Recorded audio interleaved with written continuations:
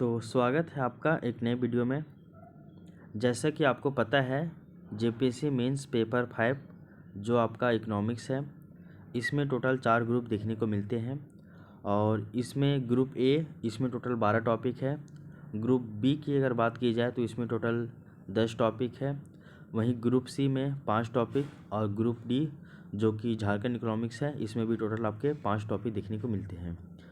तो वहीं अगर हम लोग ग्रुप सी की बात करें जो कि आपका है आर्थिक सुधारों का स्वरूप तथा भारतीय अर्थव्यवस्था पर इसका प्रभाव, तो ये आपका ग्रुप सी का टॉपिक का जो है वो नाम है, मतलब ग्रुप सी।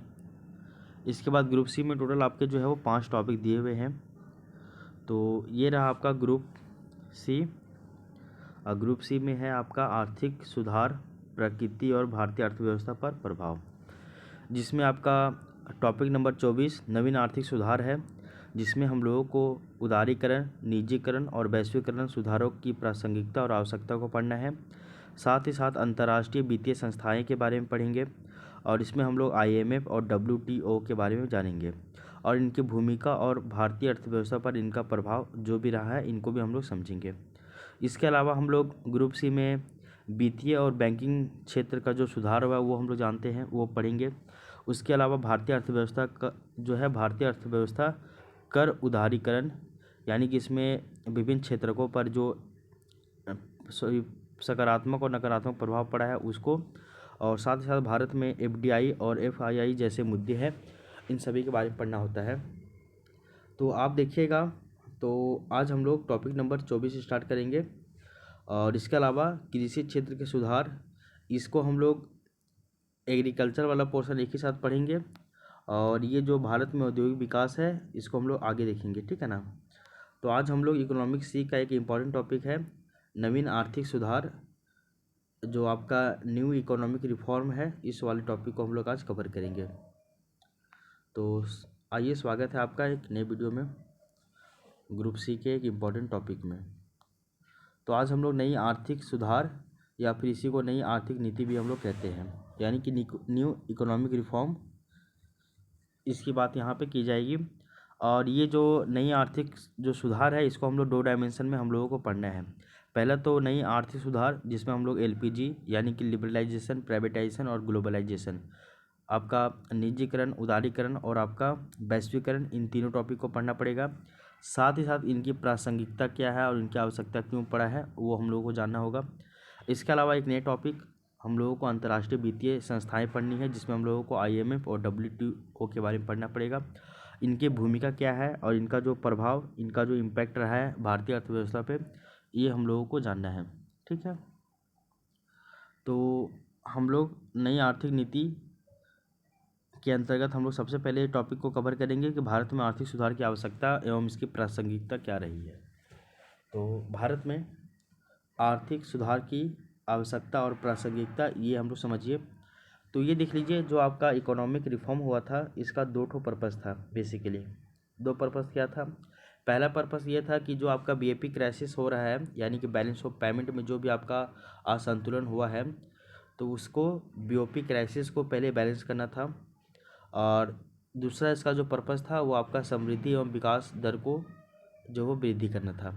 तो समृद्धि एवं विकास दर में वृद्धि करना था, तो आपका ग्रोथ और डेवलपमेंट, इसका जो रेशियो है, इसका जो रेट है, दर है, इसको बढ़ाना था। और दूसरा BOP क्राइसिस को बैलेंस करना था।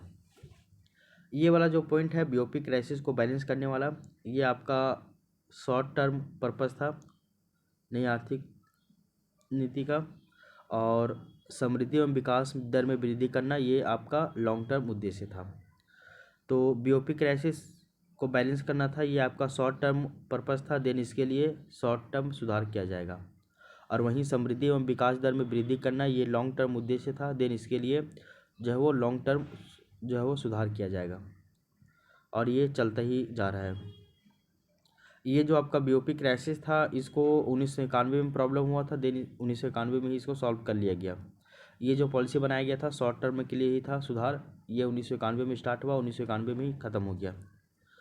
लेकिन जो आपका समृद्धि एवं विकास दर में वृद्धि करना, ये जो लॉन्ग टर्म उद्देश्य था, ये 1991 से लेकर अभी तक चलता ही जा रहा है, और ये चलेगा भी। बीओपी क्राइसिस को बैलेंस करना, इसको हम लोग प्रथम पीढ़ी का जो है वो सुधार कहते हैं। जबकि समृद्धि दर एवं विकास दर में वृद्धि करना, ये सेकेंड पीढ़ी का सुधार कहते हैं। प्रथम पीढ़ी का जो सुधार था उसको हम लोग प्रक्रियात्मक यानी कि फंक्शनल सुधार कहते हैं, फंक्शनल रिफॉर्म कहते हैं। यानी कि इसमें जो है वो प्रक्रिया में आपका परिवर्तन या फिर रिफॉर्म या फिर सुधार किया जाएगा। जबकि आपका जो सेकेंड पीढ़ी का सुधार है इसको हम लोग संरचनात्मक सुधार भी कहते हैं, यानी कि स्ट्रक्चरल रिफॉर्म। ठीक है। जो आपका फंक्शनल रिफॉर्म है इसके लिए गवर्नमेंट एक पॉलिसी लाया जिसको हम लोग बोलते हैं मैक्रो इकोनॉमिक स्टेबलाइजेशन पॉलिसी। तो मैक्रो इकोनॉमिक स्टेबलाइजेशन पॉलिसी जो था वो आपका मांग पक्ष से संबंधित है, यानी कि डिमांड पक्ष से, यानी कि डिमांड साइड से। और डिमांड कौन करेगा? जो उपभोग करेगा, जो कंज्यूमर है, उपभोक्ता है, वही जो उपभोक्ता है वही उपभोग करेगा, देन वही मांग करेगा। हम लोग उपभोग हैं, हम लोग उपभोक्ता है क्योंकि हम लोग उपभोग कर रहे चीज़ों का।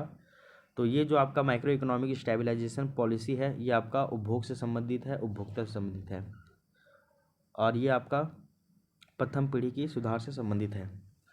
वहीं जो आपका द्वितीय पीढ़ी का जो सुधार है जिसमें हम लोग संरचनात्मक सुधार किए हैं, स्ट्रक्चरल रिफॉर्म करना था, इसके लिए गवर्नमेंट जो है वो एक पॉलिसी लाया जिसको बोला जाता है the policy of structural adjustment. तो the policy of structural adjustment ये पॉलिसी लाया है, और ये जो है वो आपका आपूर्ति पक्ष से संबंधित है।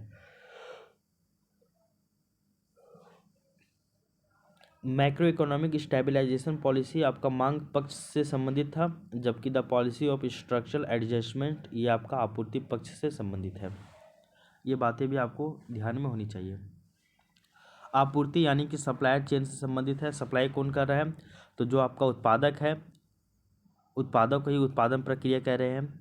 और आपका उत्पादन और वितरण यानी कि प्रोडक्शन और डिस्ट्रीब्यूशन, जब आपका कोई चीज़ प्रोडक्शन हो रहा है तभी तो सप्लाई होगा ना, डिस्ट्रीब्यूशन होगा तभी तो सप्लाई होगा ना। तो ये जो है policy, the policy of structural adjustment, ये आपका आपूर्ति पक्ष से संबंधित यानी कि उत्पादक और वितरण यानी कि प्रोड्यूसर और आपका डिस्ट्रीब्यूशन से संबंधित है। साथ ही साथ ये जो आपका मैक्रो इकोनॉमिक स्टेबलाइजेशन पॉलिसी है ये आपका कार्यपालिका के द्वारा उठाया गया कदम है, यानी कि इसके लिए आपको कार्यपालिका के द्वारा ये काम किया जाएगा, ये एग्जीक्यूटिव के द्वारा। जबकि the policy of structural adjustment है ये आपका विधायिका के द्वारा यानी लेजिस्लेचर के द्वारा उठाया गया कदम है। ये जो प्रथम पीढ़ी का सुधार था ये 1991 में शुरू हुआ और उसी टाइम ये कंप्लीट कर दिया गया। ये शॉर्ट टर्म के लिए था, लेकिन जो आपका द्वितीय पीढ़ी का सुधार है ये 1991 में शुरू हुआ और ये अभी तक चल रहा है, यानी कि ये लॉन्ग टर्म पर्पज़ था। क्या? तो आपका समृद्धि दर और विकास दर में वृद्धि करना। ठीक है, यहाँ तक पता आपको समझ में आ गया है। इसके अलावा एक पॉइंट और भी याद रख लीजिएगा कि जो आपका मैक्रो इकोनॉमिक स्टेबलाइजेशन है ये policy, macro economic stabilisation policy और एक और the policy of structural adjustment, ये दोनों जो पॉलिसी है वो आपका IMF का भी पॉलिसी यही है, यानी कि इंटरनेशनल मॉनेटरी फंड, इसका भी जो पॉलिसी यही है। देन IMF वाला जब टॉपिक हम लोग पढ़ेंगे ना तो आप वहाँ से इसको कनेक्ट करने का प्रयास कीजिएगा। ठीक है, आगे देख लीजिए। हमेशा बात की जाती है कि अगर सप्लाई चेन ब्रेक हो जाता है, सप्लाई किससे संबंधित है? ये आपका उत्पादन और वितरण से संबंधित है। कहने मतलब है, बोला जाता है ना लॉकडाउन के टाइम में जो है वो आपका सप्लाई चेन रुक गया था, यानी कि उत्पादन और वितरण प्रक्रिया रुक गया था, जैसे आपका लॉकडाउन में हुआ था। सप्लाई चेन ये मांग कहने मतलब उपभोग से ये या उत्पादक ये उपभोक्ता से संबंधित नहीं है, बिकॉज और भारत में ये तो आपका कभी भी जो है वो आपका मांग वाला समस्या कभी भी कम होगा ही नहीं। क्यों नहीं होगा? क्योंकि भारत में जनसंख्या बहुत ज़्यादा है, लेकिन यहाँ पे मांग हमेशा बना ही रहेगा। उत्पादन और वितरण में ही समस्या देखने को मिलती है आर्थिक प्रक्रिया के अंतर्गत। तो ये हम लोग इसका जो बेसिक था कि भारत में आर्थिक सुधार की आवश्यकता क्यों पड़ी है, तो इसके पीछे का दो पर्पज़ जो था इकोनॉमिक रिफॉर्म का, वो आपका पर्पज़ दोनों बतला दिया गया यहाँ तक की।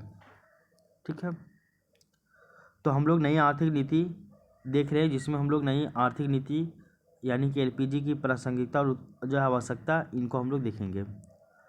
और इसमें हम लोग इकोनॉमिक रिफॉर्म का दो पर्पज़ था, फर्स्ट जनरेशन का पर्पज़ और सेकेंड जनरेशन का पर्पज़ दोनों था, वो हम लोग पढ़ चुके हैं।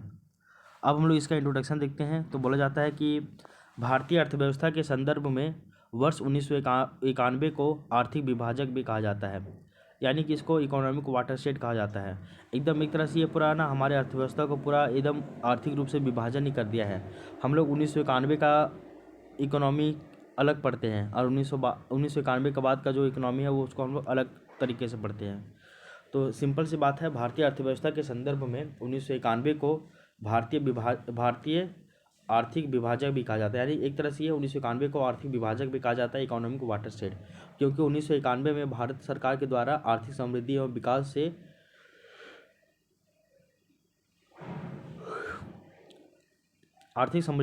से संबंधित अनेक आर्थिक रणनीतियों को अपनाया गया था। तो क्या किया गया था, 1991 में ही भारत सरकार के द्वारा आर्थिक समृद्धि एवं विकास यानी कि इकोनॉमिक ग्रोथ और डेवलपमेंट से संबंधित अनेक आर्थिक रणनीतियों को अपनाया गया था। अलग अलग इकोनॉमिक स्ट्रेटेजी को अपनाया गया था, जिन्हें हम लोग नई आर्थिक नीति भी कहते हैं। ठीक है, किंतु कुछ अर्थशास्त्रियों के अनुसार नई आर्थिक रणनीतियों को नई आर्थिक नीति नहीं कहा जा सकता है। अगर कुछ हम लोग अर्थशास्त्री इकोनॉमिस्ट की बात करें तो जो आपका नई आर्थिक रणनीति है, इन नई आर्थिक रणनीतियों को नई आर्थिक नीति नहीं कहा जा सकता है, क्योंकि भारत सरकार के द्वारा 1991 के बाद अधिकांश पूर्व उदारीकरण वाली नीतियों को ही सुधार के साथ जारी किया गया। कहने मतलब है, जो हम लोग बार बार ये वर्ड यूज़ कर रहे हैं कि 1991 में आर्थिक रणनीतियों को अपनाया गवर्नमेंट, देन इसको हम लोग नई आर्थिक नीति कहते हैं। तो कुछ इकोनॉमिस्ट कहते हैं कि ये आपका नई आर्थिक रणनीतियों को अपनाए हैं, देन नई आर्थिक रणनीतियों को आप नई आर्थिक नीति नहीं कह सकते हैं। क्यों नहीं कह सकते हैं? क्योंकि भारत सरकार के द्वारा 1991 के बाद जो मेनली है, अधिकांश जो है वो पूर्व उदारीकरण वाली नीतियों को ही सुधार के साथ जारी रखा गया। तो पहले से जो भी आपका उदारीकरण वाली जो भी नीति था, पॉलिसी था, उनमें कुछ ना कुछ सुधार किया गया और सुधार के साथ इनको जो है वो जारी रखा गया। अतः इन नई रणनीतियों को आर्थिक सुधार कहना अधिक तर्कसंगत और उपयुक्त होता है या फिर होगा।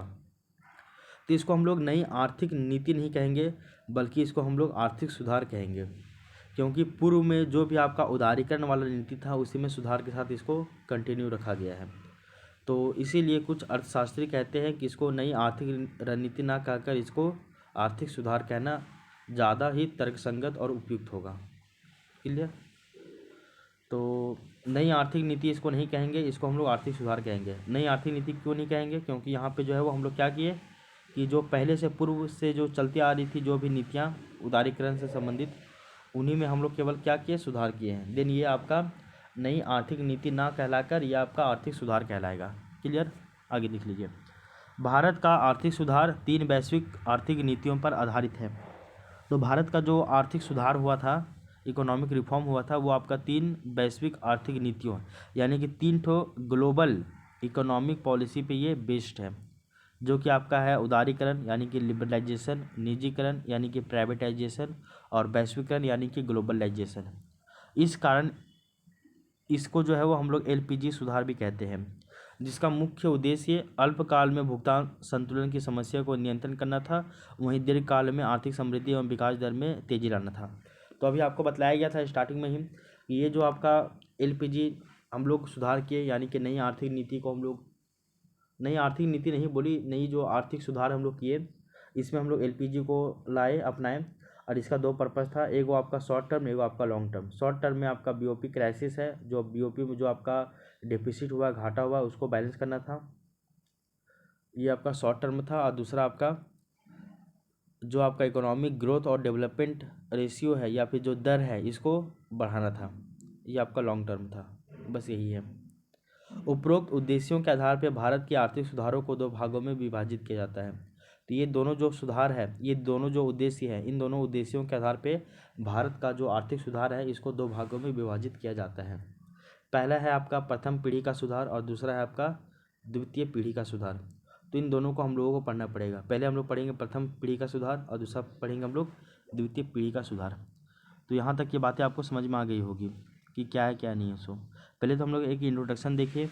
इसको नई आर्थिक नीति कहना सही नहीं होगा, बल्कि इसको आर्थिक सुधार कहना ज़्यादा तर्कसंगत और उपयुक्त होगा। ये क्यों होगा, ये आपको पता चल गया है। अब हम लोग ये दोनों जो उद्देश्य हैं, इन दोनों उद्देश्यों के आधार पे आर्थिक सुधार को 2 भागों में बांटा जाता है, प्रथम पीढ़ी का सुधार और द्वितीय पीढ़ी का सुधार। अब हम लोग पढ़ेंगे प्रथम पीढ़ी का सुधार, ये क्या है इसके बारे में हम लोग देखते हैं। यानी कि फर्स्ट जनरेशन या फर्स्ट जनरेशनल रिफॉर्म, ये हो गया आपका प्रथम पीढ़ी का सुधार, फर्स्ट जनरेशनल रिफॉर्म। ये क्या है, इसमें क्या क्या काम किया गया वो देख लीजिए। बोला गया कि प्रथम पीढ़ी के सुधारों का जो मुख्य उद्देश्य था वो भुगतान असंतुलन की समस्या में, भुगतान असंतुलन की जो समस्या है इसको अल्पकाल में स्थिर करना है या फिर इसको रोक लगाना है। और आपका अन्य जो मैक्रो इकोनॉमिक संकेतक है, जैसे कि आपका इन्फ्लेशन रेट हो गया, या फिर आपका कर जीडीपी अनुपात हो गया, राजकोषीय घाटा हो गया, फिस्कल डिफिसिट, या फिर राजस्व घाटा हो गया, इत्यादि में सुधार करना था। तो प्रथम पीढ़ी का जो सुधार था, फर्स्ट जनरेशनल जो रिफॉर्म था, इसका पर्पस ये था कि जो आपका बीओपी क्राइसिस हुआ था या फिर उसका जो असंतुलन हुआ था उस समस्या को ठीक करना है, अल्पकाल में ही उसको स्थिर करना है या फिर उस पर रोक लगा देना है। और साथ ही साथ जो आपका मैक्रो इकोनॉमिक संकेतक है, जैसे कि आपका मुद्रास्फीति दर है, राजकोषीय घाटा है, राजस्व घाटा है, कर जीडीपी अनुपात है, इन सभी में सुधार करना है।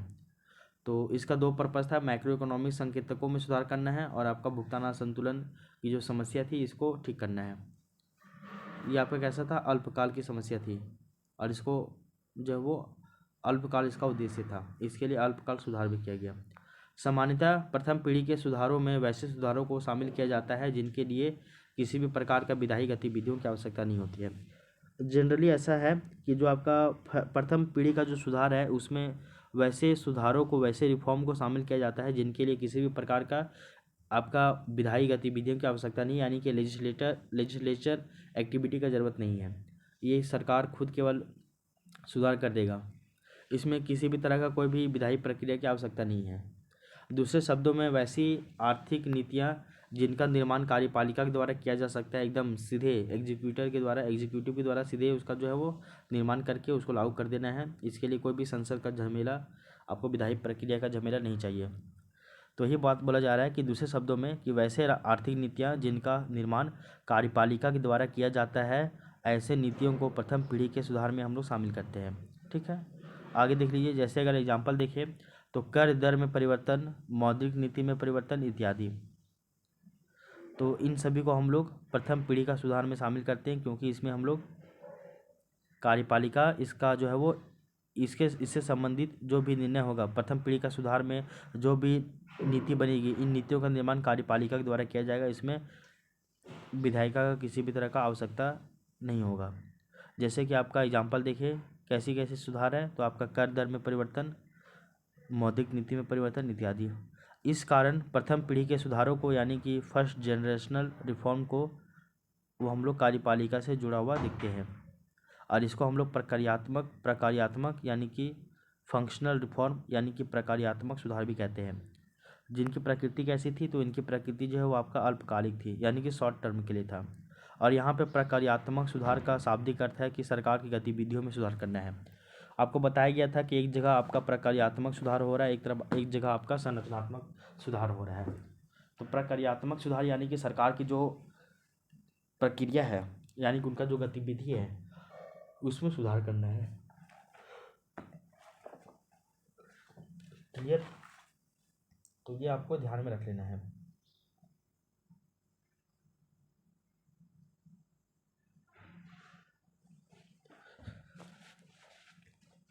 आगे देख लीजिए। बोला जा रहा है कि यहाँ पे प्रकार्यात्मक सुधार को ज़्यादा प्रोड्यूस किया जा रहा है, और प्रकार्यात्मक सुधार मतलब कि सरकार की गतिविधियों से ये जुड़ा हुआ है, कि यानी कि सरकार की गतिविधियों में सुधार करना है। जैसे कि सुशासन की संकल्पना को लाना है, सुशासन यानी कि गुड गवर्नेंस की संकल्पना को यहाँ पे लाना है।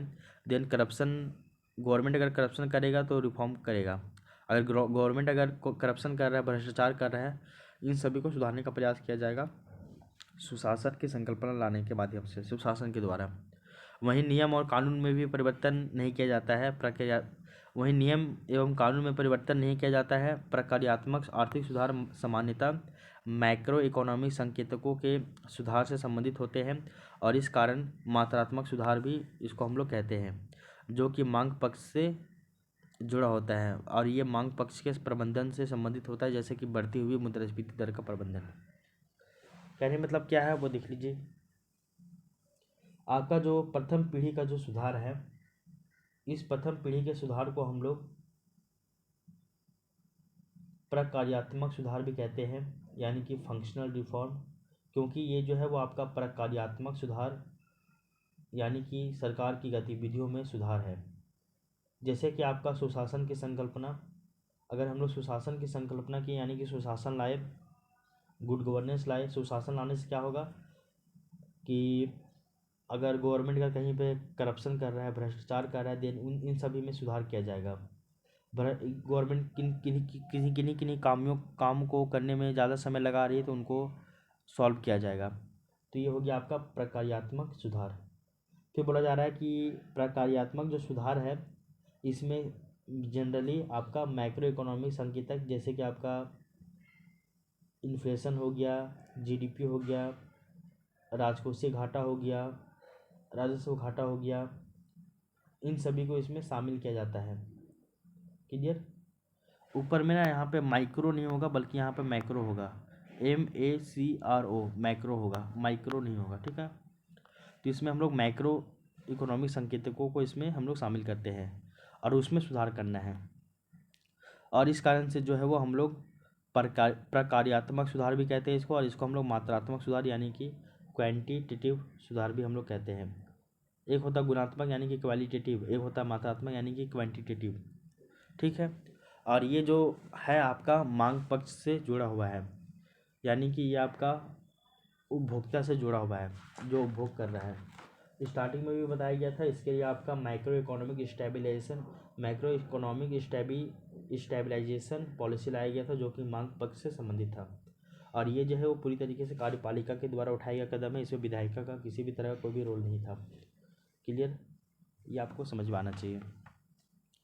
इसमें हम लोग जो भी आपका माइक्रो इकोनॉमिक संकेतक है, इंडिकेटर्स है, जैसे कि मुद्रास्फीति, जीडीपी अनुपात, राजस्व घाटा, राजकोषीय घाटा, इन सभी में जो भी सुधार, इन सभी में सुधार करना है, ठीक है ना। आगे बताया गया है कि जो आपका मात्रात्मक सुधार है, जो कि आपका प्रकार्यात्मक सुधार है, ये आपका मांग पक्ष के प्रबंधन से संबंधित होता है, जैसे कि आपका बढ़ती हुई मुद्रास्फीति दर का प्रबंधन करना, ठीक है। इसके अलावा देख लीजिए, प्रथम पीढ़ी का सुधार TMF के मैक्रो इकोनॉमिक स्टेबलाइजेशन यानी कि स्थिरीकरण नीति का भाग है, जिसका मुख्य उद्देश्य जो है वो वित्तीय सुधार करना है, यानी कि फाइनेंशियल रिफॉर्म करना है, यानी कि जो आपका फिस्कल करेक्शन है इसको भी ठीक करना है। तो प्रथम पीढ़ी का जो सुधार है वो आपका TMF नहीं है, यहाँ पे IMF है, यानी कि इंटरनेशनल मॉनेटरी पॉलिसी या फंड। तो प्रथम पीढ़ी का जो सुधार है वो IMF का, अभी आपको बताया गया था ना कि IMF का 2 पॉलिसी है।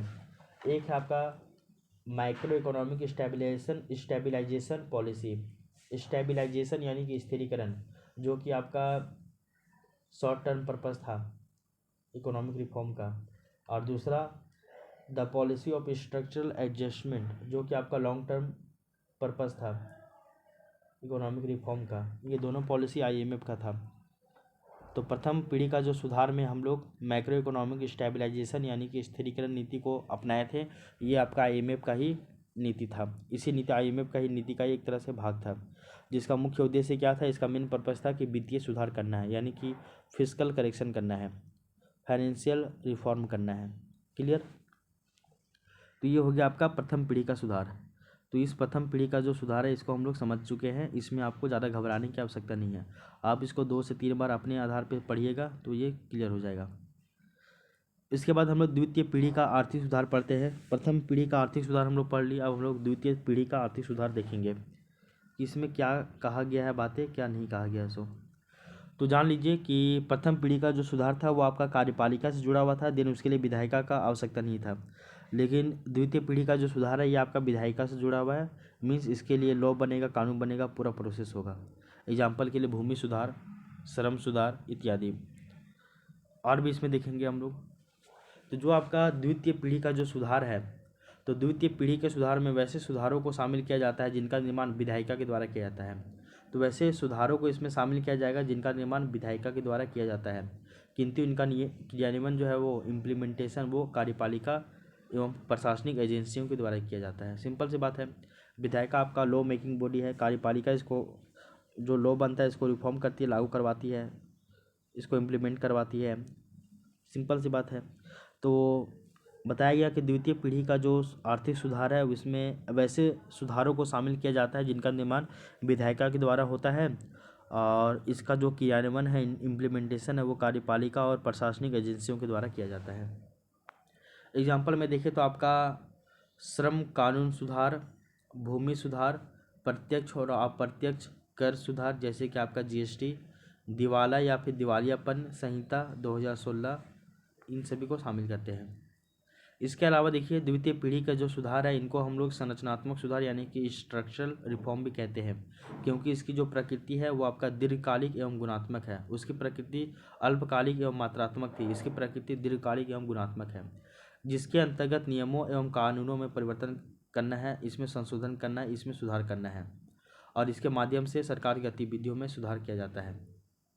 तो प्रथम पीढ़ी के सुधार में प्रक्रियात्मक सुधार को अपनाया गया और इसमें आपका संरचनात्मक सुधार को अपनाया गया। प्रक्रियात्मक सुधार में क्या किया गया कि गवर्नमेंट के प्रक्रियात्मक सुधार में क्या किया गया कि जो आपका सरकार है, सरकार की गतिविधियों में सुधार किया गया, ठीक है। और द्वितीय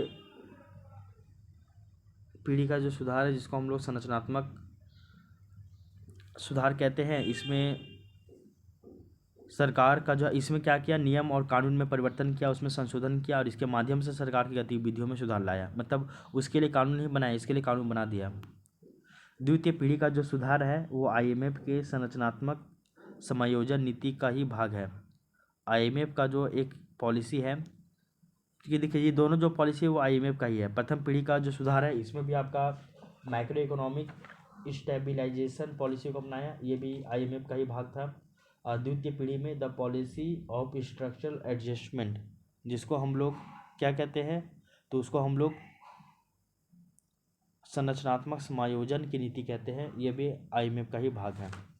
तो दोनों जो है वो आपका आईएमएफ का ही भाग है, जिनका प्रत्यक्ष संबंध जो है वो आपका आपूर्ति पक्ष प्रबंधन यानी कि सप्लाई चेन मैनेजमेंट इससे है, जिसमें वस्तुओं और सेवाओं के उत्पादन और वितरण को कंट्रोल किया जाता है।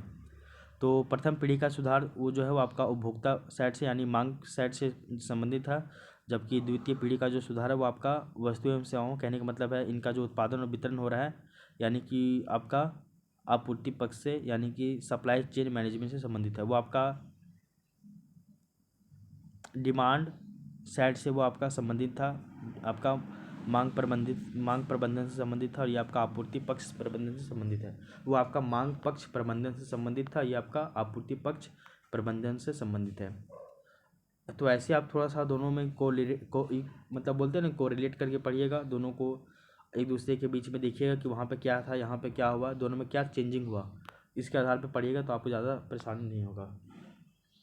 आगे देखिए, जो आपका संरचनात्मक समायोजन नीति है यानी कि the policy of structural adjustment यानी कि संरचनात्मक समायोजन की नीति, इसके अंतर्गत सरकार के द्वारा दीर्घकालिक आर्थिक कदमों को यानी कि स्टेप्स को उठाया गया, लॉन्ग टर्म के लिए था ना ये, जिसका मुख्य उद्देश्य आर्थिक अवरोधों को समाप्त करके आर्थिक समृद्धि एवं विकास में तेजी करना था।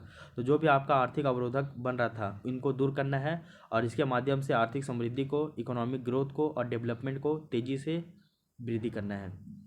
इसके अंतर्गत अनेक प्रकार की नीतियों को भी शामिल किया जाता है। इसके अंतर्गत अलग अलग तरह के नीतियों को भी शामिल किया जाता है, जैसे कि आपका आरक्षण की नीति, जिसमें हम लोग औद्योगिक सुधार को शामिल करते हैं। जीएसटी नीति, जिसमें आपका कर सुधार किया गया। दिवाला या फिर दिवालियापन कानून जो कि 2016 में आया था, ये आपका बैंकिंग सुधार से संबंधित है। वहीं आपका भूमि अधिग्रहण एवं पुनर्वास अधिनियम, ये आपका भूमि सुधार से ये भी संबंधित है। तो आपका अलग अलग चीज़ किया गया। तो ये जो है इसके अंतर्गत अलग अलग नीतियों को शामिल किया जाता है। जैसे कि हम लोग बात करते हैं सबसे पहला पॉइंट, तो सबसे पहला पॉइंट हो गया आपका आरक्षण की नीति, जो कि आपका औद्योगिक सुधार था। फिर आपका जीएसटी लाया, जो कि आपका कर सुधार था। दिवाला एवं दिवालियापन नीति लाया, कानून लाया 2016 में, जो कि आपका बैंकिंग सुधार था। भूमि अधिग्रहण एवं पुनर्वास अधिनियम लाया 2016 में, 2013 में, ये सभी आपका क्या था, भूमि सुधार यही था। तो आपका बताया जाता है इसमें कि कानून बना बना के सुधार किया गया इसमें, और उसमें कानून नहीं बनाया था, उसमें कार्यपालिका डायरेक्ट कर रहा था। आगे देख लीजिए, ये जितना भी पॉइंट अभी बताया गया है, चाहे वो कर सुधार हो, औद्योगिक सुधार हो, भूमि सुधार हो, बैंकिंग सुधार हो, ये सारे सुधार हम लोग आगे ग्रुप सी में ही हम लोगों को पढ़ना पड़ेगा, और इन सुधारों से जेपीएससी क्वेश्चन नहीं पूछेगा, समझे ना। तो कभी भी जेपीएससी ये नहीं पूछेगा कि भूमि सुधार बताइए, बैंकिंग सुधार बताइए, ये सब नहीं पूछेगा। अगर कभी पूछ लिया तो रेयर केस में, वो भी तो थोड़ा सा है दिक्कत, पूछ लिया तो बहुत ही, लेकिन ज़्यादा चांस है नहीं पूछने का। तो यहाँ पे एक स्ट्रेटेजी ये हो जाता है कि अगर आप एलपीजी पूरा पढ़ लेते हैं, तीनों, लिबरलाइजेशन, प्राइवेटाइजेशन और ग्लोबलाइजेशन, और साथ ही साथ इसमें थोड़ा सा आप डब्ल्यूटीओ और आईएमएफ को भी पढ़ लेते हैं, तो आपका जो ग्रुप सी है वो वाला ग्रुप सी आपका निकल जाएगा। ग्रुप सी में फिर आपको ज़्यादा ना घबराने की आवश्यकता नहीं है। देखिए, सिलेबस में बहुत कुछ दिया रहता है, तो सिलेबस आप पूरा पढ़ भी नहीं सकते हैं, सिलेबस पूरा पढ़ना भी नहीं चाहिए, पढ़ना ही नहीं है।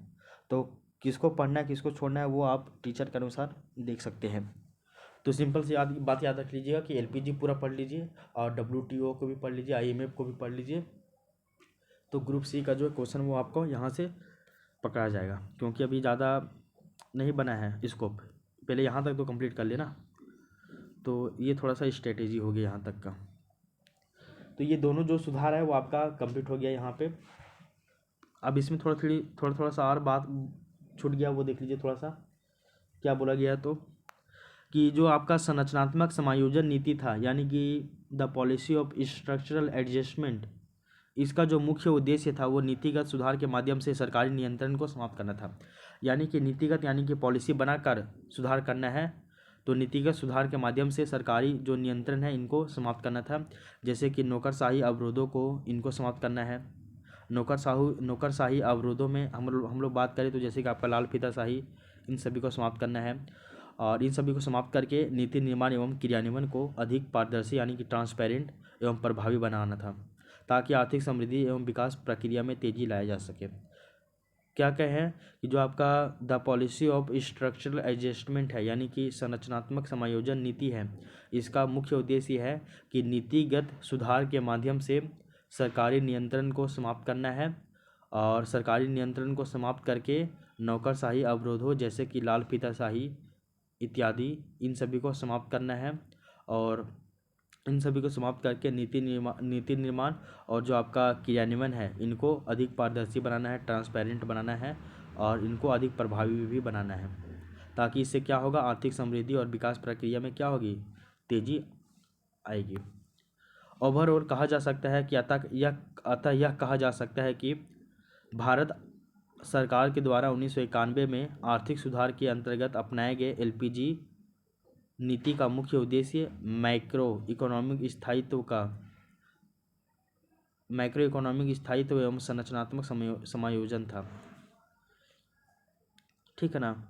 तो ओवरऑल ये कहा जा सकता है कि भारत सरकार के द्वारा जो 1991 ईस्वी में आर्थिक सुधार किया गया, आर्थिक सुधार को अपनाया गया, जिसके अंतर्गत हम लोग एलपीजी नीति को अपनाए, इसका सबसे मेन जो पर्पज़ था वो आपका मैक्रो इकोनॉमिक स्टेबिलिटी यानी कि स्थायित्व, और आपका संरचनात्मक समायोजन यानी कि स्ट्रक्चरल समायोजन यानी कि एडजस्टमेंट, ये शामिल था।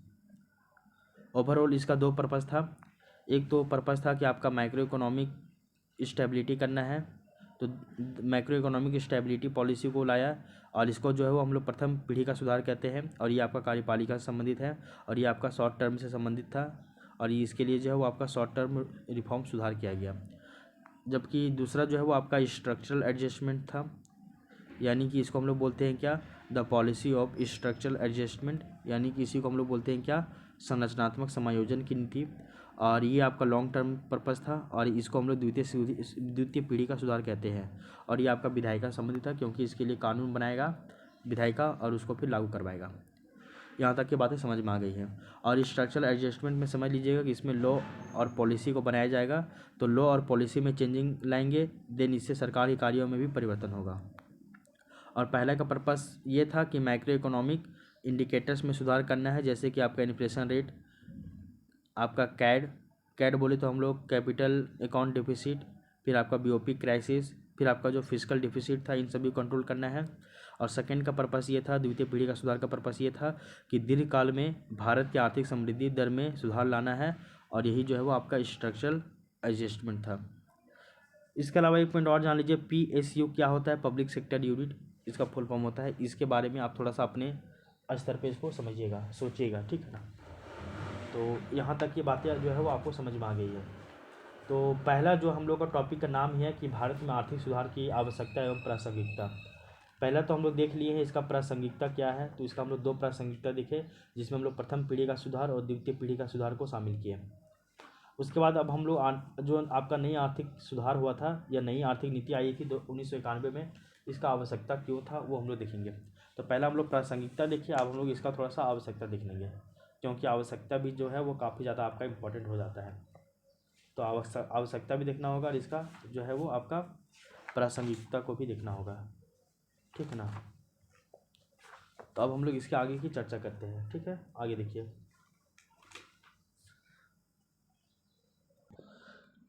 तो अभी तक हम लोग जो आपका आर्थिक सुधार था इसका हम लोग प्रासंगिकता देख लिए, इसका उद्देश्य देख लिए। अब हम लोग इसकी आवश्यकता देखते हैं कि इसकी आवश्यकता आखिर क्यों पड़ी थी।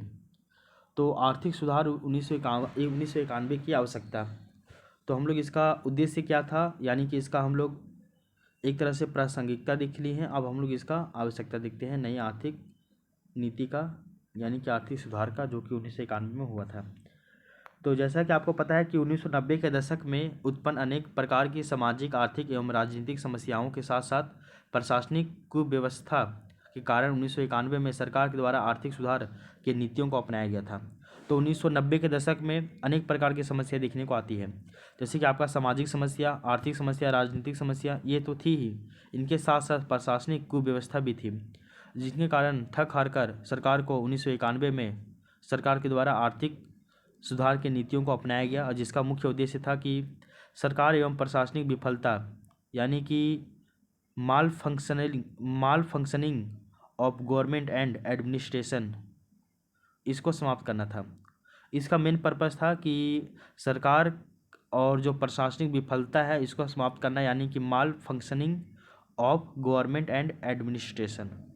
ओवरऑल कहे तो ये विफलता इसलिए हुआ था कि जो आपका लाल फीताशाही है, भ्रष्टाचार है, इन सभी के कारण ये आपका समस्या देखने को मिलती है। तो इन समस्याओं को दूर करने के लिए, सरकार एवं प्रशासनिक विफलता को समाप्त करने के लिए आर्थिक सुधार के नीतियों को अपनाया गया, ठीक है ना। यहाँ तक की बातें आपको समझ में आ गई हैं। अब देखिए इसके आगे की बात करते हैं हम लोग। तो इसकी आवश्यकता क्यों पड़ी है, इस आवश्यकता को हम लोग 3 भाग में बांट के पढ़ेंगे, 3 डायमेंशन में देखेंगे इसकी आवश्यकता को, ठीक है ना। तीनों डायमेंशन देखिए। पहला डायमेंशन था आपका कि राजकोषीय नीतियों में कमी या फिर दोषपूर्ण राजकोषीय नीति। तो हम लोग जो आपका फिजिकल पॉलिसी है, जो आपका राजकोषीय नीति है, इसमें कुछ ना कुछ कमी हो गई थी, या फिर हम लोग कुछ गलत नीति बना लिए थे, जिसको हम लोग बोलते हैं दोषपूर्ण राजकोषीय नीति ही हो गया होगा। क्या था देखिए, 1991 से पहले, 1991 से पूर्व के राजकोषीय नीतियों को आर्थिक सुधार का मुख्य कारण माना जा सकता है, क्योंकि 1990 के दशक में दोषपूर्ण राजकोषीय नीति के कारण भारतीय अर्थव्यवस्था में अनेक प्रकार की आर्थिक समस्याएं उत्पन्न हुई, जो कि निम्नलिखित है। कहने मतलब क्या है, देख लो। जो 1990 से पहले जो भी आपका आर्थिक नीति बनता था, मतलब सॉरी राजकोषीय नीति बनता था, उसमें ही फॉल्ट हुआ है। अगर उसमें फॉल्ट नहीं होता तो ये समस्या सामने नहीं आता, क्योंकि 1990 से पहले जो हम लोग हम लोग राजकोषीय नीति बनाते थे, उसके कारण ही इतनी सारी समस्या उत्पन्न हो गई, जिसके कारण जो है वो हम लोगों को आर्थिक सुधार करना पड़ गया। तो आर्थिक सुधार का मुख्य कारण तो एक तरह से आपका राजकोषीय नीति का जो विफलता माना जा सकता है, क्योंकि 1990 के दशक में दोषपूर्ण राजकोषीय नीति के कारण भारतीय अर्थव्यवस्था में अनेक प्रकार की समस्याएं उत्पन्न हुई, क्योंकि 1990 के दशक में हम लोग दोषपूर्ण राजकोषीय नीति, यानी कि गलत तरीके से हम लोग जो है वो अपना राजकोषीय नीति बनाए, फिजिकल पॉलिसी को हम लोग बनाए, जिसके कारण जो है वो हमारे सामने कई सारी समस्याएं, आर्थिक समस्याएं उत्पन्न हुई। जैसे कि अगर हम लोग देखें, पहला समस्या कि धीमी आर्थिक समृद्धि दर था हम लोगों का, बढ़ती हुई बेरोजगारी दर था, निम्न बचत एवं निवेश दर था, जिसके कारण आपका गतिहीनता की स्थिति थी, यानी कि नो चेंज या फिर स्लो चेंज, इसी को हम लोग बोलते गतिहीनता। और अगर बहुत अधिक तीव्र गति से चेंज हो रहा है तो उसको बोलते गतिशीलता। तो एकदम ना के बराबर चेंज हो रहा है या फिर बहुत धीमे धीमे गति से चेंज हो रहा है उसको बोलते हैं गतिहीनता, और बहुत तीव्र गति से चेंज होगा तो उसको बोलते हैं गतिशीलता। तो यही बोला जा रहा है आपका धीमी आर्थिक समृद्धि दर था, बढ़ती बेरोजगारी दर था, निम्न बचत दर और निम्न निवेश दर था, इसके कारण से गतिहीनता की स्थिति थी। लोक उपक्रमों का दयनीय प्रदर्शन था, खास करके देखें तो हम लोग औद्योगिक रुग्णता की समस्या देखने की आ रही थी। रुग्णता बोले तो सिकनेस, बीमार पड़ गया था औद्योगिकरण। फिर आपका आर्थिक अवसंरचनाओं की यहाँ पे कमी थी। इसके अलावा औद्योगिक लाइसेंस की नीति तथा उत्पादन एवं वितरण प्रक्रिया में सरकार का एकाधिकार था। तो औद्योगिक लाइसेंस किस क्षेत्र में कौन उद्योग लगाएगा कौन नहीं लगाएगा, उसके लिए क्या नीति बनेगा, उसका उत्पादन प्रक्रिया, वितरण प्रक्रिया, इन सभी में सरकार का एक तरह से एकाधिकार था, मोनोपोली था। इसके अलावा लोक लुभावन नीति लाई जा रही थी सरकार के द्वारा, और लोक लुभावन नीति इत्यादि को आर्थिक सुधार का प्रमुख कारण भी माना जा सकता है। एक तो आपका हम लोग एक कारण हम लोग मान रहे कि जो आपका दोषपूर्ण राजकोषीय नीति लाया गया था, ये आपका ये जो है वो आपका नई आर्थिक नीति का एक मेजर रोल निभाया था इसमें लाने के पीछे, एक इसका प्रमुख कारण था नई आर्थिक सुधार करने का। इसके अलावा लोक लुभावन नीति भी जो है वो आपका आर्थिक सुधार का एक प्रमुख कारण था। जो वादा किया वो निभाया नहीं, बस बड़ा बड़ा फेंक दिया। ठीक है, तो ये आपको समझ में आना चाहिए। तो हमेशा याद रख लीजिएगा, पहला कि आर्थिक सुधार जो कि 1991 में हुआ, इसकी आवश्यकता क्यों पड़ी। तो इसकी आवश्यकता के पीछे पहला चीज़, इसको हम लोग प्रासंगिकता नहीं बोलेंगे, इसको हम लोग बोलेंगे आवश्यकता। तो पहला आवश्यकता क्यों हुआ, क्योंकि राजकोषीय नीति में कमियां थी, या फिर हम लोग दोषपूर्ण राजकोषीय नीति लाए, ये समस्या हुआ पहला।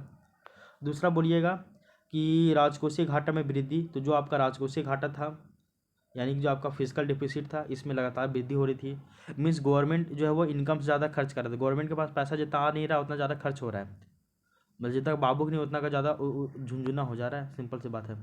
तो ओवरऑल बोला जा रहा है कि सरकार के व्यय एवं कुल आय के नकारात्मक व्यय को राजकोषीय घाटा कहा जाता है। यानी कि सरकार का जो कुल व्यय है एवं कुल आय के नकारात्मक व्यय को, यानी कहने मतलब सरकार के पास पैसा कम आ रहा है और खर्च ज़्यादा हो रहा है, तो आपका राजकोषीय घाटा होगा कि नहीं होगा। वहीं आपके पास पैसा ज़्यादा आ रहा है, खर्च कम कर रहे हैं, तो वही आपका राजकोषीय अधिशेष हो जाएगा, जो आपका फिजिकल सरप्लस हो जाएगा। और जब आपके पास पैसा कम आ रहा है, खर्चा ज़्यादा कर रहे हैं, तो वही आपका राजकोषीय घाटा यानी फिजिकल डेफिसिट कहलाएगा। बोला जाता है कि 1971 से लेकर 1991 के मध्य में, ये जो 20 साल है 1971 से लेकर 1991 के मध्य में, भारत का जो औसत राजकोषीय घाटा है वो जीडीपी का लगभग 7.5% था। तो एवरेज इतना बताया जा रहा है कि ये 20 साल में 71 से 91 के बीच में भारत का जो राजकोषीय घाटा था, फिजिकल डिफिसिट जो था, वो टोटल जीडीपी का 7.5% था, 7.5% था, जिसका प्रबंधन घाटे का वित्त प्रबंधन यानी कि डिफिसिट फाइनेंसिंग या फिर नए नोटों को जारी कर किया जाता था, और इसको ही हिनात प्रबंधन भी हम लोग कहते हैं। अच्छा, ये भी आपको पता है कि जो आपका घाटे का वित्त प्रबंधन हो गया, सॉरी, ये जो आपका राजस्व घाटा हो गया या फिर राजकोषीय जो घाटा हो गया, इसको फुलफिल करने के लिए, इसको जो बैलेंस करने के लिए सरकार क्या करता है, सरकार जो है वो घाटे का वित्त प्रबंधन कर देता है, यानी कि डेफिसिट फाइनेंसिंग कर देता है, या फिर नए नोट छाप देता है। और जिसको नया नोट छापना, इसको हम लोग बोलते हैं हिनात प्रबंधन। हुआ कि नहीं हुआ। डेफिसिट फाइनेंसिंग यानी कि जब आपका राजकोषीय घाटा होगा, तो ऐसे में सरकार के द्वारा क्या हो जाएगा कि सरकार के द्वारा जो है वो बोलते हैं हम लोग कि घाटे का वित्त प्रबंधन किया जाता है, यानी कि डेफिसिट फाइनेंसिंग किया जाता है, जिसको हम लोग हिनात प्रबंधन भी कहते हैं, नया नोट छाप देना। इसी को हम लोग प्रिंटिंग ऑफ न्यू करेंसी भी कहते हैं। इसी को हम लोग नए नोटों का मौद्रीकरण भी कहते हैं, यानी कि मोनेटाइजेशन ऑफ न्यू नोट्स, सब एक ही है। मार्केट में नोट को भेजना, इसको बोलते हैं मौद्रीकरण, और मार्केट से नोट को निकालना, पैसा निकालना, इसको बोलते हैं विमौद्रीकरण। एक तरफ आपका संकोचनवादी कर रहा है, एक तरफ आपका विस्तारवादी कर रहा है, यानी कि एक तरफ आपका मौद्रीकरण कर रहा है, एक तरफ आपका विमौद्रीकरण कर रहा है। मौद्रीकरण को हम लोग मोनेटाइजेशन कहते हैं, और विमौद्रीकरण को हम लोग डिमोनेटाइजेशन कहते हैं। यहाँ तक की बातें आपको जो है वो समझ में आनी चाहिए। क्लियर। तो जो आपका पहला पॉइंट बताया गया कि राजकोषीय नीति में कमियां थी या फिर दोषपूर्ण राजकोषीय नीति लाया गया, जिसके कारण आर्थिक सुधार 1991 में आवश्यकता पड़ी। दूसरा कारण कि राजस्व या फिर राजकोषीय घाटा में वृद्धि हो रही थी लगातार, जिस कारण से क्या हो रहा है कि आपका सरकार को मजबूरन इसका प्रबंधन करने के लिए घाटे का वित्त प्रबंधन यानी कि डिफिसिट फाइनेंसिंग किया जा रहा था। इसी को हम लोग जो है वो हिनात प्रबंधन या फिर नए नोटों को जारी करना या फिर इसी को हम लोग मोनेटाइजेशन ऑफ न्यू नोट्स भी कहते हैं। यहाँ तक की बातें जो है वो आपका सारा क्लियर हो गया है। आगे देख लीजिए, एक पॉइंट जान लीजिए कि मतलब जितना घाटा होता है सरकार उतना नोट छाप देता है जब कहीं से पैसा का व्यवस्था नहीं हो। आप जब लोक वित्त वाला टॉपिक पढ़िएगा ना तो उसमें देखिएगा कि सरकार के पास पैसा कहाँ कहाँ से आता है। वो सरकार के पास जो पैसा है वो टोटल 8 स्रोतों से आता है, वो हम लोग वहाँ पे देखेंगे, ठीक है ना। तो आप ये समझ लीजिए कि जितना आपके पास घाटा है कि सरकार के पास पैसा आया सपोज कीजिए 5,000 करोड़ और सरकार खर्चा कर दिया आपका लगभग 7,000 करोड़, तो 2,000 करोड़ का तो घाटा हो गया ना। इसी को हम लोग बोलते हैं राजस्व घाटा, राजकोषीय घाटा, फिजिकल डिफिसिट। अब इसको सरकार कैसे फुलफिल करेगा, तो इसी के लिए सरकार क्या करेगा, नया नोट को छाप देगा। और नया नोट छापना ये अंतिम है, पहले अलग अलग 8 गो प्रक्रिया है उनसे गुजरेगा। अगर वो कहीं से अगर पैसा व्यवस्था हो गया तो नया नोट नहीं छापेगा। अगर देखेगा लास्ट में कि पैसा का व्यवस्था कहीं से भी नहीं हो रहा है तभी लास्ट में जो वो नया नोट जारी कर देता है। ये समझ में आया। और ये जो टॉपिक है कि आपको पता होना चाहिए कि जो सरकार जो है वो आपका नया नोट को कब जारी करता है, कब छापता है, वो एकदम लास्ट वाला पॉइंट में हो जाता है। वो आप लोक वित्त वाला यानी कि पब्लिक फाइनेंस वाले टॉपिक से यहाँ पे रिलेट कीजिएगा, ठीक है। तो मोनेटाइजेशन, डिमोनेटाइजेशन ये सभी क्या था वो आपको पता होना चाहिए। आगे देख लीजिए, जो आपका नेट वर्थ होता है, तो net worth is equal to asset एवं लाइबिलिटीज़। एसेट मतलब जो है आपका निवेश और लाइबिलिटीज़ मतलब एक तरह से आपका देनदारियाँ। तो जो आप खर्चा किए हैं और जो आपके ऊपर लोन है इन सभी को हटा दिए तो जो आपके पास जो बच रहा है पैसा वही आपका नेट वर्थ है ना। यानी कि आपके पास महीना में 5,000 रुपये आता है रूम खर्च करने के लिए, इसमें से आप एक महीना चलाते हैं तो चलाने के बाद आपका 4,000 रुपये खर्चा हो गया, बचा 1,000 रुपया। 1,000 रुपये में 500 रुपये आप किसी से जो है उधार लिए थे, 500 रुपये उसको चुका दिए, बचा 500 रुपया। वही जो 500 रुपये आपके पास बच रहा है वही आपका नेट वर्थ हो जाएगा। क्लियर। आगे देख लीजिए, तो बोला जा रहा है, क्या बोला गया कि यहाँ पे देख लीजिए कि जो आपका सरकार के व्यय एवं कुल आय के नकारात्मक व्यय को हम लोग राजकोषीय घाटा कहते हैं। और राजकोषीय घाटा को जो है वो इसका प्रबंधन करने के लिए घाटे का वित्त प्रबंधन किया जाता है, जिसको हम लोग नए नोटों का जारी करना भी कहते हैं। और इसी को ही जो है वो आपका हिनात प्रबंधन कहा जाता है। तो इस प्रक्रिया को क्या कहा जाता है, हिनात प्रबंधन कहा जाता है। और दूसरे शब्दों में 1971 से लेके 1991 के मध्य में हिनात प्रबंधन का कुल मात्रा लगभग 3% से अधिक रहा। तो 1971 से 1991 के बीच में जो आपका जिस टाइम आपका जो फिजिकल डिफिसिट है वो टोटल जीडीपी का 7.5% था, उस समय हिनात प्रबंधन का जो कुल मात्रा है वो आपका लगभग 3% के से भी ज़्यादा था। और वहीं शेष बचे हुए जो घाटे को पूरा करने हेतु सरकार के द्वारा घरेलू एवं विदेशी बाजार से अत्यधिक मात्रा में ऋण लिया जाता था। तो 71 से 91 के बीच में फिजिकल डिफिसिट आपका 7.5% था, जिसमें से आप हिनाट प्रबंधन के माध्यम से आपका 3% पैसा ला लिए। अभी भी तो बच रहा आपका 4.5% लगभग। उसको फुलफिल करने के लिए सरकार घरेलू बाजार से और आपका विदेशी बाजार से अत्यधिक मात्रा में लोन ले रहा था, जिस कारण भारतीय अर्थव्यवस्था में ब्याज भुगतान की समस्या, जो ब्याज भुगतान की मात्रा में लगातार वृद्धि हो रही थी। लेकिन सिंपल सी बात, अगर आप किसी से पैसा लीजिएगा तो बदले में इंटरेस्ट तो दीजिएगा ना भैया, तो ऐसे में ब्याज भुगतान की जो मात्रा है इसमें भी वृद्धि हो रही थी। आगे देख लीजिए, 1990-91 में कुल राजकोषीय व्यय का लगभग 36.4% व्यय जो है वो ब्याज अदायगी के रूप में किया जाता था। मतलब कि लगभग टोटल जो आपका राजकोषीय आपका एक्सपेंडिचर है यानी कि राजकोषीय जो व्यय है, उस राजकोषीय व्यय में देखिएगा तो 100 रुपया में 36 रुपया तो 36.4 रुपया तो केवल आपका ब्याज देने में ही चला जा रहा है। तो 1990-91 में इतना हमारे ऊपर कर्ज हो गया था कि उस कर्ज में मान के अगर 100 रुपया किसी को कर्ज दे रहे हैं तो 100 रुपया में तो आपका जो है वो 36 रुपये तो केवल आप उसका इंटरेस्ट ब्याज को दे रहे हैं। सोचिए कितना ज़्यादा दिक्कत हो जा रहा है। मीन्स कि यदि गवर्नमेंट अगर 100 रुपये खर्च किया तो उसमें 36 रुपये केवल ब्याज दिया है, बताओ। तो इतना ज़्यादा प्रॉब्लम हो गया था। इस कारण भारतीय अर्थव्यवस्था के समक्ष ऋण जाल यानी कि डेब्ट ट्रैप की समस्या उत्पन्न हो गई है। गरीब और गरीब होते चला जा रहा है।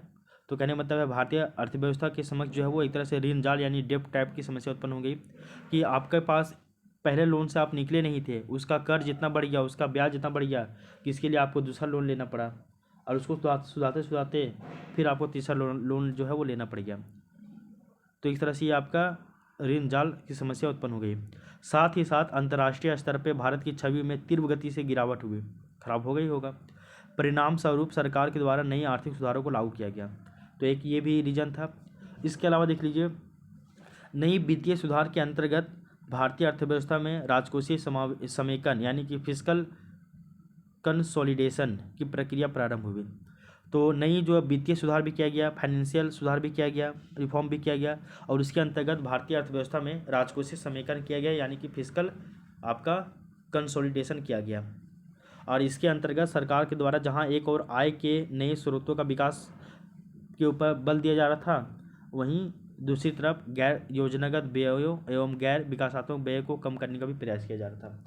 तो सरकार के द्वारा क्या हुआ, जब आपका नई आर्थिक सुधार हुआ या फिर जो आपका आर्थिक सुधार हुआ, उसमें नई आर्थिक सुधार में भारतीय अर्थव्यवस्था में राजकोषीय समेकन भी हुआ था यानी कि फिस्कल कंसोलिडेशन भी हुआ था। और जो आपका फिस्कल कंसोलिडेशन है, इसमें सरकार दो काम किया। एक तरफ तो सरकार क्या किया कि कहाँ से नए नए आय के जो स्रोत है इसको खोजने का प्रयास किया, और वहीं दूसरी तरफ जो है आपका गैर योजनागत व्यय और जो आपका गैर विकासात्मक व्यय था, इनको कम करने का प्रयास कर दिया। ठीक है, यहाँ तक की बातें समझ में आ गई। अब देखो नोट में 1991 में राजकोषीय घाटा जो था वो आपका 7.5% था, जिसमें से 3% जो है वो नोट छाप के पूरा कर दिया गवर्नमेंट, जो आपका फिस्कल डिफिसिट था। बाकी का जो 4.5% बच रहा है, इसके लिए सरकार लोन लिया, घरेलू आपका बाजार से और आपका विदेशी बाजार से। देन ऐसे में 1990-91 में राजकोषीय व्यय का जो है वो आपका 36.4% व्यय जो है वो केवल ब्याज चुकाने में ही चला जा रहा था आपका। देन ऐसे में आपका ये प्रॉब्लम तो होगा ही ना, तो ये कारण भी था एक आपका नई आर्थिक सुधार के पीछे। तो ये दो कारण हम लोग देख लिए आपका 1991 में जो आपका आर्थिक सुधार हुआ था, इसके पीछे दो कारण। अब हम लोग चलते हैं तीसरा कारण की तरफ, जो कि क्या है आपका प्रतिकूल भुगतान संतुलन एवं विनिमय दर की समस्या। तो तीसरा कारण ये भी था, प्रतिकूल भुगतान संतुलन और आपका विनिमय दर की समस्या, ये भी तीसरा कारण था। तो इसमें क्या है, बोला जा रहा है कि जब किसी देश की कुल निर्यात की मात्रा कुल आयात की मात्रा से कम हो जाएगी, तो ऐसे में उसको प्रतिकूल भुगतान संतुलन की समस्या यहाँ पे उत्पन्न होता है। जब आपके देश में आयात ज़्यादा हो रहा है, निर्यात कम हो रहा है, यानी कि आपके देश में पैसा कम आ रहा है, आपके देश से पैसा ज़्यादा जा रहा है, तो आपके यहाँ अनुकूल भुगतान संतुलन नहीं होगा बल्कि प्रतिकूल भुगतान संतुलन होगा, यानी कि आपका जो है बीओपी क्राइसिस होगा, भुगतान असंतुलन हो जाएगा। वहीं वस्तुओं एवं सेवाओं को आयात करने के लिए विदेशी मुद्रा यानी कि विदेशी विनिमय की आवश्यकता होती है, क्योंकि जब भी आप वस्तु और सेवाओं का आयात कीजिएगा तो आपको बदले में आपका विदेशी मुद्रा ही देना पड़ेगा, डॉलर ही देना पड़ेगा। ऐसे में आपका जो विदेशी विनिमय की आवश्यकता होती है यानी कि विदेशी मुद्रा की आवश्यकता होती है। किंतु जब किसी देश के पास वस्तु एवं सेवाओं का आयात व्यय को पूरा करने के लिए विदेशी मुद्रा या फिर विनिमय जो है वो आपका कम हो जाता है, तब ऐसी स्थिति को भुगतान असंतुलन या फिर विदेशी विनिमय का संकट भी हम लोग कहते हैं। तो जब आपके देश के पास या किसी भी देश के पास आयात करने के लिए, आयात का जो है भुगतान करने के लिए, आप आयात किए कोई चीज़ खरीदे हैं, इसका पेमेंट करने के लिए आपके पास विदेशी मुद्रा है ही नहीं, तो ऐसे में आपका भुगतान असंतुलन की समस्या उत्पन्न हो जा रही है, और ऐसे में जो है वो हम लोग विदेशी विनिमय का संकट भी कहते हैं। ठीक है, तो ये भी प्रॉब्लम क्रिएट हो गया था हमारे भारत में। तो क्या बोला जा रहा है कि सिंपल सी बात है कि जब आपका आयात ज़्यादा और निर्यात कम, तो आपका फिस्कल डिफिसिट होगा, मतलब सॉरी ये आपका बीओपी क्राइसिस होगा। और जब भी बीओपी क्राइसिस होगा तो आपका जो है वो प्रॉब्लम बढ़ेगा कि नहीं बढ़ेगा। फिर बोला जाता है कि जब आप आयात कीजिएगा, वस्तुओं और सेवाओं का जब आयात कीजिएगा, तो बदले में आपको जो है वो विदेशी मुद्रा देना पड़ेगा, और ऐसे में आपका जो विदेशी मुद्रा भंडार में पहले से पैसा कम है, तो आपका आयात रुक जाएगा, और जब आपका आयात रुक जाएगा तो आपका आर्थिक जो है प्रक्रिया वो बाधित होगा कि नहीं होगा।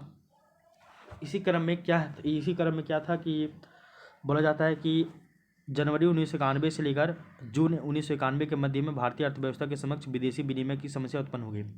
तो विदेशी विनिमय की समस्या उत्पन्न हो गई, यानी कि भारत का जो फॉरेक्स रिजर्व था, विदेशी मुद्रा भंडार, वो कम हो गया। इतना कम हो गया उसके पास जो है वो आयात करने के लिए पैसा ही नहीं था। तो जनवरी 1991 से लेकर जून 1991 के मध्य में भारतीय अर्थव्यवस्था में विदेशी विनिमय की समस्या जो है वो उत्पन्न हो गई, अर्थात भारत को आयात करने हेतु पर्याप्त मात्रा में विदेशी मुद्रा जो है उपलब्ध नहीं था। अब विदेशी मुद्रा उपलब्ध ही नहीं है, तो वो भारत आयात कैसे करेगा, ना गुड्स का ना सर्विसेज का। फिर क्या हुआ कि जनवरी 1991 में भारत का कुल विदेशी मुद्रा जो बताया जाता है वो लगभग 1.8 बिलियन डॉलर था, जिससे केवल अगले 2 सप्ताह यानी कि 15 दिनों के आयात व्यय को ही पूरा किया जा सकता है। कहने मतलब है भारत के पास इतना पैसा कम हो गया था, विदेशी जो भारत का जो विदेशी मुद्रा भंडार है, जो आपका फॉरेक्स रिजर्व है, इसमें मात्र 1.8 बिलियन डॉलर था। मात्र कितना था? 1.8 बिलियन डॉलर था, जिससे केवल और केवल 2 सप्ताह का आयात यानी कि 15 दिनों का आयात व्यय को ही पूरा किया जा सकता है। तो 15 दिनों का जो आयात कीजिएगा उसके लिए जो आपका पेमेंट आप वहाँ पे कर सकते हैं, मात्र 15 दिनों के लिए ही। तो इतना हमारे पास कम हो गया था। देन ऐसे में हम लोगों को तो ये एलपीजी पॉलिसी को अपनाना ही था, यानी कि नई आर्थिक सुधार करना ही था, इकोनॉमिक रिफॉर्म करना ही था।